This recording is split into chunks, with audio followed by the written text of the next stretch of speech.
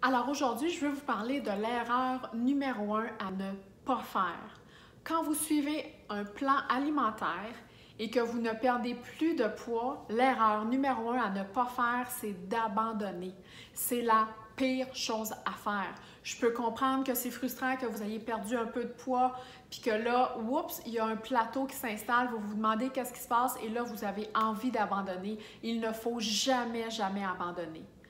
C'est important de comprendre que le but, c'est pas de perdre du poids pour être en santé. C'est pas ça le but.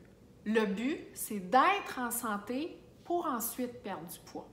Donc, quand vous faites votre plan alimentaire Keto 30, c'est important de le suivre à la lettre, mais c'est important aussi de faire confiance au processus parce que justement, votre corps va se guérir de l'intérieur en premier pour par la suite puisse y avoir une perte de poids saine. Parce que votre corps, c'est comme un four auto-nettoyant, c'est-à-dire que s'il y a des choses à réparer à l'intérieur, il est excellent pour le faire lui-même. Il faut faire confiance au processus et il faut faire confiance au temps. Donc, si vous avez eu une perte de poids, mais que là, oups, vous êtes comme sur un plateau, n'abandonnez jamais.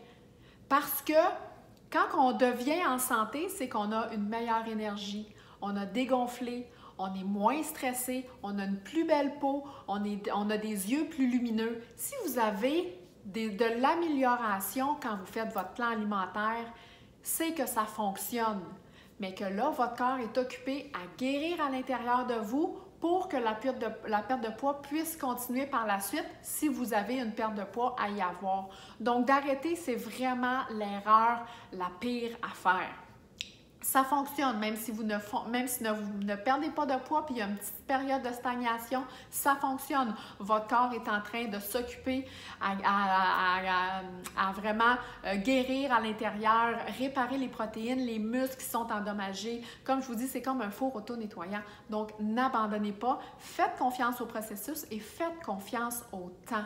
C'est vraiment ce qui va faire une différence, la différence entre les gens qui réussissent et les gens qui ne réussissent pas. Je vous dis, n'abandonnez pas. Si vous avez envie de suivre le plan Keto 30 et que vous ne l'avez pas encore fait, vous pouvez voir des informations juste en dessous et vous aurez accès à ce plan alimentaire-là en cliquant sur le lien. Toutes les informations vont apparaître. Donc, je vous souhaite une excellente journée. Bye!